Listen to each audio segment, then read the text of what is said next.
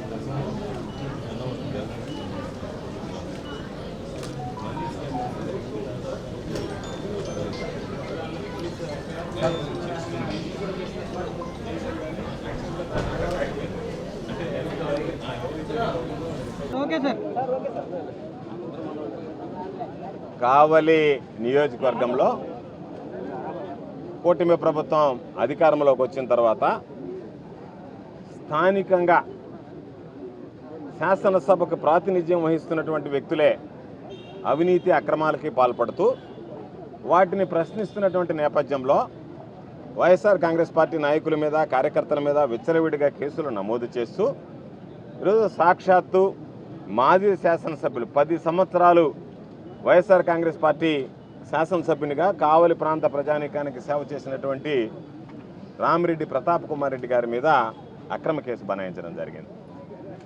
అంటే ఒక క్వారీకి సంబంధించి జలదంకి మండలం మానవరంలో శాసనసభ్యుడు నిర్వహిస్తున్నటువంటి క్వారీలో అక్రమ క్వారీయింగ్ జరుగుతుంది, పరిమితులకు మించి అక్కడ క్వారీయింగ్ చేశారు అని చెప్పి ఎంత మేర ఈ అవినీతి జరిగింది అని చెప్పి పరిశీలించడానికి ఒక డ్రోన్ కెమెరా ద్వారా అక్కడ జరుగుతున్నటువంటి అవినీతిని పరిశీలించడానికి వెళ్తే అక్కడ ఎమ్మెల్యే లేడు, అక్కడ ఎవరు లేరు.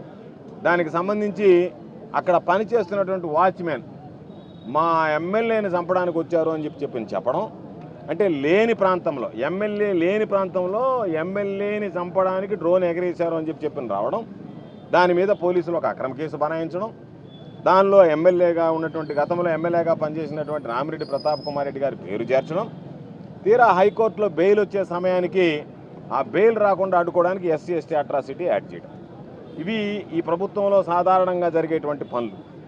అందుకే వెళ్ళి ఒకసారి జిల్లా ఎస్పీ గారికి రిప్రజెంటేషన్ ఇచ్చారు. దాని మీద ఏమి ఉలుకు పలుకు కనిపించలేదు. ఈరోజు కావలిలో జరుగుతున్నటువంటి అవినీతి అక్రమాల గురించి, మనీ స్కామ్ ఏదైతే ఉందో ఆ మనీ స్కామ్కి సంబంధించి ఈరోజు దానికి సంబంధించినటువంటి నిందితులను అరెస్ట్ చేశామో అని ప్రకటించింది పోలీసులు, వదిలేశారు.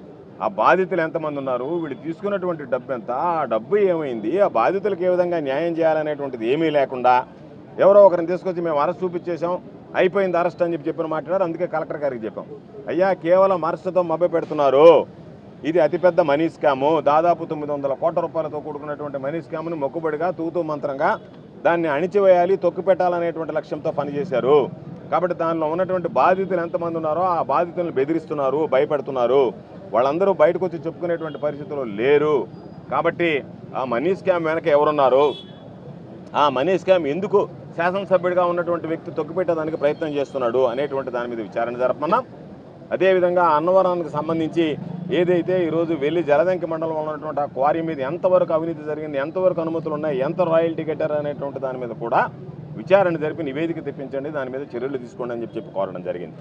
అందుకని ఇప్పటికే చెప్పాం, మేమందరం కలిసి చలో అన్నవరం వెళ్ళాలనేటువంటి ఆలోచన చేసి దానిలో భాగంగా ఆ రోజు కావలికి వెళ్ళి ఎస్సీ ఎస్టీ కేసు పెట్టిన తర్వాత కుటుంబ సభ్యులను పరామర్శించాలని నేను, నాతో పాటు శాసనమండలి సభ్యులుగా ఉన్నటువంటి సోదరులు చంద్రశేఖర్ రెడ్డి గారు, మాజీ శాసనసభ్యులుగా ఉన్నటువంటి సంజీవయ్య గారు, మాజీ కేంద్ర సహకార బ్యాంక్ అధ్యక్షులుగా ఉన్నటువంటి నెల్లూరు రూరల్ ఇన్ఛార్జిగా ఉన్నటువంటి విజయన్న అందరం కలిసి వెళ్ళాలి అని చెప్పి అనుకుంటే కావలికి వెళ్ళేదానికే బ్రేకులు వేశారు. ఆ ఎమ్మెల్యే ఏమో తొడగొడతాడు, మీసం తిప్పుతాడు, నేను నిప్పు అంటాడు, ఉప్పు అంటాడు, రకరకాలైనటువంటి మాటలు మాట్లాడతాడు. సరే, మేము ఆయనలో తొడదట్టి పోవాలనేటువంటి వాళ్ళని కాదు, వాళ్ళని లెక్కలో కూడా వేసుకునేటువంటి పరిస్థితి ఉండదు మాకు. కాబట్టి వాళ్ళు ఆ కావలికి సంబంధించినటువంటి నాయకులు కార్యకర్తలు పరిశీలిద్దామంటే మీరు ఎక్కడక్కడికి వస్తారోనని చెప్పి తొడదట్టిన ఆయన పక్కకు పోయాడు, పోలీసులు ముందుకు వచ్చి మమ్మల్ని పోనీయకుండా అడ్డుకునేటువంటి పరిస్థితి ఏర్పడింది. కాబట్టి ఈరోజు ఖచ్చితంగా మీరు ఎన్ని వేషాలు వేసినా, ఎన్ని రకాల మాట్లాడినా, ఎన్ని కారు కూతలు కూసినా మేము మీ అవినీతిని బట్టబయలు చేయాల్సిందే, మనీ స్కామ్ విషయం బయటికి రావాల్సిందే. దానితో పాటు ఈరోజు ఉన్నటువంటి ఇల్లీగల్ క్వారింగ్ ఏదైతే ఉందో దానికి సంబంధించినటువంటి దాంట్లో కలెక్టర్ గారికి ఇచ్చాం, వేచి చూస్తాం. కలెక్టర్ గారు సానుకూలంగా స్పందించారు, దాని మీద విచారణ చేయిస్తానన్నాడు. కలెక్టర్ గారి మీద, వ్యవస్థ మీద మాకు నమ్మకం ఉంది. కాబట్టి చూసిన తర్వాత మేము ఒకవేళ దాని మీదగానే చర్యలు తీసుకోకపోతే ఖచ్చితంగా చెలో అన్నవరానికి ఏదైతే పిలుపునిచ్చామో ఆ పిలుపు ప్రకారం అందరం కలిసి ఒకరోజు నిర్ణయించుకుని జిల్లాలో ఉన్నటువంటి వైఎస్ఆర్ కాంగ్రెస్ పార్టీ నాయకులు కార్యకర్తలు అందరం చెలో అన్నవరానికి పోతాం. దానికి సంబంధించి ఎస్పీ గారికి ముందుగానే చెప్తున్నాం, మీరు పోలీసులను పంపించో, మరొకరిని పంపించో దాని శాంతి భద్రతలకు విఘాతం కలిగించేటువంటి విధంగా దయచేసి ప్రయత్నించకండి. అవినీతి ఎక్కడ జరుగుతున్నా దాన్ని అంతమొందించడానికి అనుమతి ఇవ్వండి, వెళ్ళనివ్వండి, చూడనివ్వండి. ఎందుకంటే ప్రజలకు కూడా వాస్తవాలు తెలియనివ్వండి. కాబట్టి దానికోసం అందరం కూడా నిర్ణయించుకొని స్థానికంగా ఉండేటువంటి ఈరోజు అనేక మంది అక్కడ కావలి నియోజకవర్గానికి సంబంధించినటువంటి నాయకులు కార్యకర్తలు అందరూ కూడా తరలి రావడం జరిగింది. వాళ్ళందరి ఆధ్వర్యంలో ఈరోజు మేము కూడా వెళ్ళి జిల్లా కలెక్టర్ గారికి వినతి పత్రం ఇచ్చాం. మీరు దీనిలో ఖచ్చితంగా విచారణ జరగాల్సిందే, దోషులు బయటపడాల్సిందే. నేను శాసనసభ్యుడిగా ఉన్నాను కాబట్టి నేను ఏది చెప్తే అది చెల్లుబాటు అవుతుందన్నట్టుగా ప్రవర్తించడం సరైనటువంటి పద్ధతి కాదు. కాబట్టి ఖచ్చితంగా ఈ జిల్లాలో ఎవరైనా సరే వైఎస్ఆర్ కాంగ్రెస్ పార్టీ మీద దాడులు చేసినా వాటిని అడ్డుకోవడంతో పాటు అవినీతి అక్రమాలు ఈ ప్రభుత్వం చేస్తున్నటువంటి వాటిని అరికట్టే దానిలో తప్పనిసరిగా కూటమి పాలన వచ్చిన తర్వాత చంద్రబాబు నాయుడు పదే చెప్తున్నాడు. ఎక్కడ ఓ మాట చెప్పాడు, ఏమన్నాడు, నన్ను ఇప్పుడు చంద్రబాబును చూడరు, పాత 95 సిబిఐని చూస్తారన్నారు. అక్కడే భయం వేస్తుంది. 95 సిబిఐని అంటే వెన్నుపోటుతో వచ్చినటువంటి సిబిఐని.